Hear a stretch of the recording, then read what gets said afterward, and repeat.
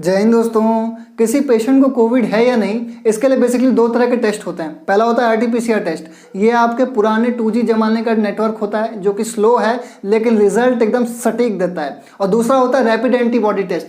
Rapid antibody test हमारे 4G network है, बहुत ही फास्ट फटाक से चंद मिनटों में आपको रिजल्ट ला के दे देगा, लेकिन इसकी जो सटीकता है वो बहुत सटीक नहीं होता, रिजल्ट सटीक नहीं होता है। ऐसा मैं क्यों कह रहा हूँ ये आपको वीडियो के एंड तक मालूम पड़ जाएगा। साथ ही साथ हम लोग ये भी जानेंगे कि आरटीपीसीआर एंटीबॉडी टेस्ट के साथ साथ सीटी वैल्यू क्या होती है, बहुत ही आसान भाषा में। नमस्कार दोस्तों, मैं हूं आशीष गुप्ता, आप सभी का हार्दिक स्वागत करता हूं। सबसे पहले बात करते हैं आरटीपीसीआर की। पर आरटीपीसीआर को जानने से पहले हमको समझना पड़ेगा पीसीआर क्या होता है। देखिए, पीसीआर का फुल फॉर्म होता है पॉलीमरेज चेन रिएक्शन। ये वर्ड जितना भारी आपको लग रहा है उतना ही आसान इसको कर देते हैं।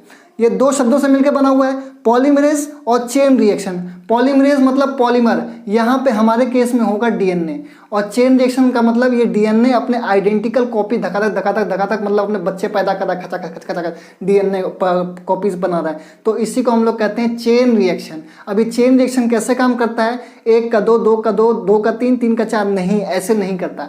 ये एक एक्सपोनेंशियल बाइनरी ट्री यानी कि एक्सपोनेंशियल फॉर्म में 2 के पावर में ये अपने आप को बढ़ाता है। जैसे पहला डीएनए कॉपी था, अब इसने जब अपना आइडेंटिकल कॉपी बनाया तो 1 से हुआ 2, फिर 2 से हुआ 4, ऐसे 2 के पावर में बढ़ेगा, फिर 4 दूनी 8, 4 से होगा 8, फिर 8 से होगा 16, 16 दूनी फिर 32, फिर 32 दूनी 64, फिर 64 दूनी। कमेंट बॉक्स में कमेंट करिए, सब हम ही बताएं क्या बैठ के। पीसीआर समझ में आ गया तो बात करते हैं आरटीपीसीआर की। आरटीपीसीआर का फुल फॉर्म होता है reverse transcription polymerase chain reaction. देखिए ये क्या है, अब रिवर्स ट्रांसक्रिप्शन क्या है। हमारा बॉडी में क्या है, डीएनए पाया जाता है, तो जब हम सैंपल लेते हैं तो वो तो है डीएनए में और उस सैंपल का टेस्टिंग भी होगा डीएनए में। पर ये जो कोरोना वायरस है ये तो भाई साहब है आरएनए। अब तो बहुत बड़ा पंगा हो गया, आरएनए तो हम जांच ही नहीं कर पाए क्योंकि हम तो डीएनए का टेस्ट कर रहे हैं।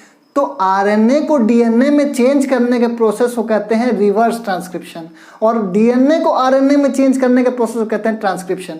ठीक है, तो ये जो कोरोना वायरस है ये है आरएनए, इसको पहले हम करेंगे चेंज डीएनए में। ठीक है, तो जब डीएनए में इसको चेंज करेंगे तो इसको कहेंगे रिवर्स ट्रांसक्रिप्शन। तो reverse transcription polymerase chain reaction का मतलब क्या है, हम आरएनए को डीएनए में कन्वर्ट करके उसका कई सारी आइडेंटिकल कॉपीज एक्सपोनेंशियल फॉर्म में, मतलब 2 का 4, 4 का 8, 8 का 16, ऐसे खटाखट कॉपीज बनाना शुरू करेंगे। अब सीटी वैल्यू क्या है, इसको बहुत ही ध्यान समझिएगा। जब मैंने पीसीआर टेक्निक स्टार्टिंग में समझाई थी तो मैंने बोला था कि पहले सिंपल एक डीएनए रहेगा, फिर वो अपनी कॉपीज बनाएगा, 2 का 4, 4 का 8, 8 का 16, 16 का 32, इस तरह से बढ़ता रहेगा। मान लीजिए पहली कॉपी उसने बनाई 1 का 2 और उसी में हमको कोरोना डिटेक्ट हो गया, तो इसका मतलब क्या है, मतलब पहली साइकिल में ही हमको कोरोना डिटेक्ट हो गया और डॉक्टर ने बता दिया इसको कोरोना है। तो इसका मतलब पूरे बॉडी में यहाँ पे कोरोना भरा हुआ है, तभी एक छोटे से फ्रेगमेंट पे ही आपको धड़ाक से कोरोना डिटेक्ट हो गया। तो मतलब एक सीटी वैल्यू 1 पे ही आपको धड़ाक डिटेक्ट हो गया, मतलब आपका पूरा बॉडी भरा हुआ है। मतलब जितना कम सीटी वैल्यू होगा उतना ज़्यादा रिस्क है कि आपके बॉडी में बहुत ज़्यादा कोरोना है। ठीक है, अब सीटी वैल्यू फॉर एग्जाम्पल ये एक डीएनए ने एक कॉपी बनाई, 1 से 2 हुआ, 2 में आपको डिटेक्ट नहीं हुआ, तो फिर इसको और बढ़ाएंगे, 2 का फिर हम 4 करेंगे, 4 का फिर करेंगे 8, 8 का करेंगे 16। अब 16 में भी नहीं मिला तो भैया कब तक करें, इसको करते करते 35 साइकिल तक लेकर जाएंगे। मैक्सिमम जो हम साइकिल चाहते हैं, जो थ्रेशोल्ड वैल्यू होती है वो 35 साइकिल तक होती है। 35 साइकिल जब तक चला देंगे ना तो 35 साइकिल बराबर 35 बिलियन डीएनए, मतलब ये अपनी कॉपीज बढ़ाते बढ़ाते 35 बिलियन डीएनए कर लेगा, डीएनए बना देगा।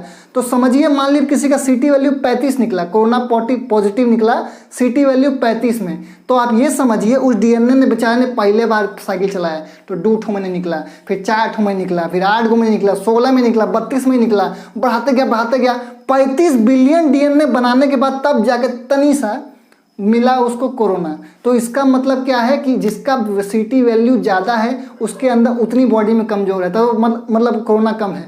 तो इसका मतलब यही है, सीधा डॉक्टर बोल देगा कि आपके बॉडी में कोरोना तो है लेकिन बहुत कम है। लेकिन कोरोना तो बहुत ही सटीक आदमी है, बहुत ही खतरनाक है, वो बॉडी में इतनी सा हो चाहे इतना सारा हो कोई मतलब नहीं होता। आज वो इतनी सा है, 4-5 दिन में जहाँ इम्यून सिस्टम कमजोर पड़ेगा धका पूरा बॉडी में आपके बना देगा। तो सीटी वैल्यू से ये पता चलता है कि आपके बॉडी में रिस्क कितना है। कोरोना तो है लेकिन कितना है, कम है कि ज़्यादा है। तो ये सीटी वैल्यू से आप समझ पकड़ में आ सकता है। अब आरटीपीसीआर टेक्निक तो हो गया, सटीक बताता है। ये आपका क्या है, नाक के रास्ते एक डंडी घुसाते हैं और जो सलीवा है या मुंह के रास्ते घुसाते हैं, उस सलीवा का सैंपल लिया जाता है और फिर पीसीआर एक मशीन होती है जो कि ऐसे ही डीएनए बनाते टेस्टिंग करती है। तो ये आपका आरटीपीसीआर टेस्ट। अब बात करते हैं दूसरे प्रकार के टेस्ट की, जिसको हम लोग कहते हैं रैपिड एंटीबॉडी टेस्ट।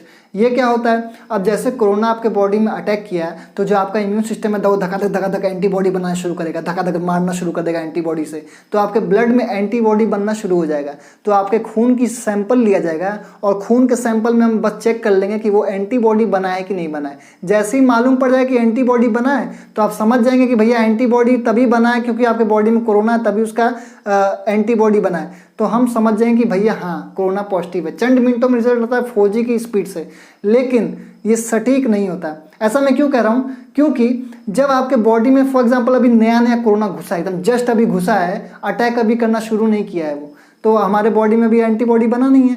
अभी उस टाइम पे आप खून की जांच करेंगे तो आपको खून की जांच में मिलेगा ही नहीं एंटीबॉडी, लेकिन आपके यहाँ पे बैठा हुआ है मजे से, अभी वो नॉर्मल मोड में है, एक्टिव मोड में तो आया नहीं है। तो यहाँ पे डॉक्टर फटाक से देख के बोल देगा अरे अब कोरोना वोरोना नहीं है, लेकिन कोरोना अंदर बैठा हुआ है। ठीक है, अब दूसरा केस हम देखते हैं। दूसरा केस ये है, कोरोना अंदर घुस गया, लड़ाई उड़ाई किया, इम्यून सिस्टम ने मार पीट के एंटीबॉडी बना लिया और उसको मार पीट के कोरोना खत्म भी कर दिया। अब आपके अंदर का कोरोना सारा फिनिश हो चुका है, खत्म हो चुका है। ठीक है, लेकिन जब आपके खून का जांच होगा तो उसमें एंटीबॉडी तो मिलेगा जो जिसने उसको मारा है, तो एंटीबॉडी मिल जाएगा तो डॉक्टर बोल देगा हाँ कोविड पॉजिटिव है। भले आपके अंदर कोविड खत्म हो चुका हो, लेकिन वो तब भी दिखाएगा कोविड पॉजिटिव है। तो ये फटाक से तो रिपोर्ट देती है लेकिन सटीक नहीं देता।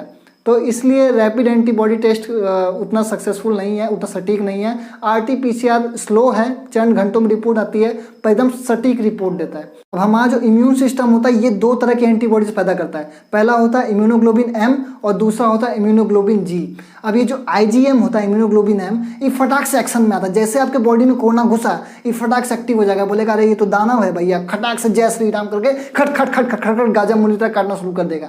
लेकिन जब ये पूरा अपना टास्क कंप्लीट कर देगा, कोरोना वायरस को मार के खत्म कर दिया पूरी तरह से, तो ये कुछ दिन तक आपके बॉडी में रहेगा, उसके बाद ही अपने आप ही गायब हो जाएगा। मतलब IgM जो है कुछ टाइम के लिए आपको सुरक्षा दे देगा। ठीक है, ये खत्म हो जाएगा। लेकिन जो इम्यूनोग्लोबिन जी है IgG, ये आपके बॉडी में लंबी समय तक रहेगा। अब फॉर एग्जांपल कोरोना तो उस समय मर गया, लेकिन 6 महीने के बाद फिर से आपके बॉडी में कोरोना वायरस घुस गया, तो ये इसे दूर से देखेगा, बोलेगा अरे तू तो वही है ना रे जो 6 महीना पहले आया था, हैं तने मन ना लागे से।